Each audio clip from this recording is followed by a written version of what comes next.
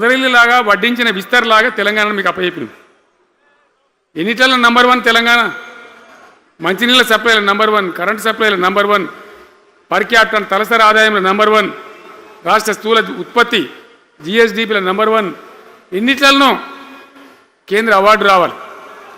అంత బాగా చేసిన తెలంగాణ 2.5 ఏళ్ళల్లో ఇలా ఎవ్వని మాట్లాడించిన రైతులను మాట్లాడితే గొడవ వైడుతున్నారు. నాశనం అయిపోయిందన్న, చెడగొట్టుకున్నాం, మా చెప్పుతున్నాం మేమే కొట్టుకుంటాం ఓటున్న వాళ్ళు కొంతమంది బాధపడి. ఎందుకు ఎంత మంచిగా కడుపుల చల్లగదల కూడా రైతులకు ఎట్లుండే, ఎంత బాగుండే, కరెంటుకు బాధ ఉండేనా, నీళ్ళకు బాధ ఉండేనా, యూరియా బస్తాలు ఇయ్యే శాతం అయితే లేదా ఈ ప్రభుత్వానికి? యూరియా బస్తాలు కావాలి రాబోయే అంటే యాప్ పెట్టినా ఉంటాడు. దుకాణంలో లేకపోతే యాప్లోకి వెళ్తాయా? ఈ దమ్ముంటే తెచ్చి దుకాణంలో పెట్టాలి, కానీ ఆ యాపులు పట్టుకొని తిరిగితే కాళ్ళకు వాపులు వస్తాయి, బస్తాలు మాత్రం దొరుకుతలేవు. నిజమేనా నేను చెప్పేది? యాడ చూసిన ఎరువు బస్తాలు కూడా శాతం కాదు ఆఖరికి.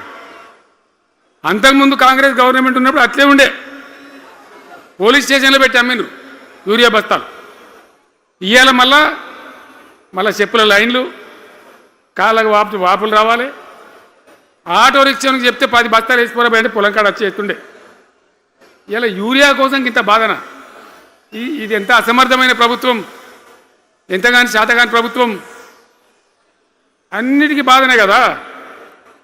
బంగారం లాగున్న రైతులు ఎంత ఆనందంగా ఉండే. వానాకాలం పంటలు పండితే తడిసిన ధాన్యం కాడికెళ్ళి కొని మొత్తం బ్రహ్మాండంగా రైతులకు డబ్బులు బ్యాంకులు వేసేది, మధ్య దళారు లేకుండా. మా గంగుల కమలాకర్ వేసేది, చేయి మీద కూర్చున్నాడు సివిల్ సప్లైస్ మినిస్టర్గా, కొట్లాడి తీసుకుపోయి వేసేది. రైతులకు ముందుగా పోవాలి, వాళ్ళు పోయి మళ్ళీ సెకండ్కి పని చేసుకోవాలి. ధాన్యం అమ్మిన డబ్బులు వచ్చేది, ఇటు రైతు బంధు పైసలు వచ్చేది. రైతులు మోతాదు లేకుండ్రి, మంచిగా పని చేసుకున్నారు. ఇప్పుడు ఏమైంది? ఎరువు అనే యాపు, రైతు బంధు కోసం మొగులు చూడాలి, అది నెలకో ఎకరానికి వస్తుంది. ఇప్పుడు జగిత్యాల కేసీఆర్ సభ అంటే మళ్ళీ ఇలా పైసలు విడుదలన్నట్టు. రైతు బంధు రావాలంటే మళ్ళీ సభ పెట్టను అయింది.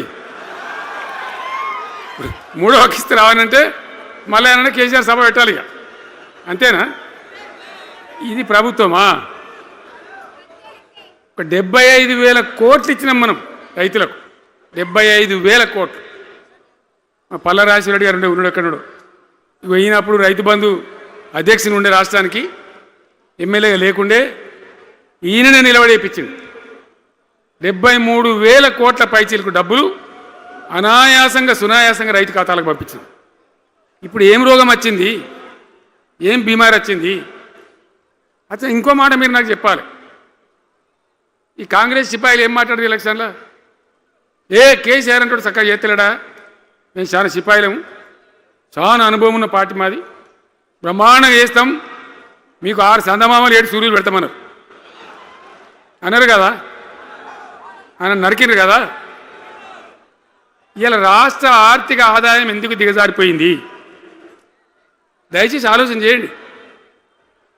కేసీఆర్ ఉన్నప్పుడు రియల్ ఎస్టేట్ ఎట్లా ఉండే, రైతుల భూముల ధరలు ఎట్లుండే, హైవే పక్కకుంటే 2 కోట్లు 3 కోట్లు, డాంబర్ రోడ్ పక్కకుంటే 1 కోటి రూపాయలు ధీమా ఉండే రైతులకు.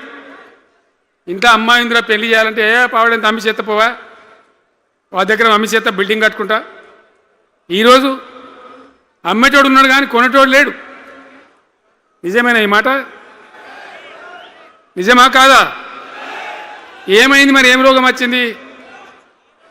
రాష్ట్రంలో ఏ వాళ్ళని మాట్లాడించినా, ఎవరిని అడిగినా ఇదే బాధ. ఈ విధంగా రైతుల భూముల ధరలు పడిపోయినాయి, రాష్ట్ర ఆర్థిక పరిస్థితి పడిపోయింది, మంచినీళ్ళకు గోసపడాలి, రైతాంగం అన్నిటికీ గోసపడాలి. ఇవాళ మక్కలండి, మక్కలు వచ్చినాయి, పెడితే కొంటమని చెప్పారు, కొనకపోతే కొనమని చెప్పారు. ఈ శాతగాని దొంగతనం ఎందుకు? లోపల అధికారులకేమో కొనకూడదని చెప్తున్నారు, మీది కొంటమని చెప్తున్నారు. మక్కలు కొనే ధీమా ఉందా? ఇవాళ కొంటుండ్రా? వడ్లు కొంటుండ్రా? కొనకపోగా మళ్ళీ ఇంకా బోగసు బోనస్ ఇస్తామని ఒక బోగస్ మాట. ఎవరికైనా నచ్చిన బోనస్ వస్తుంది.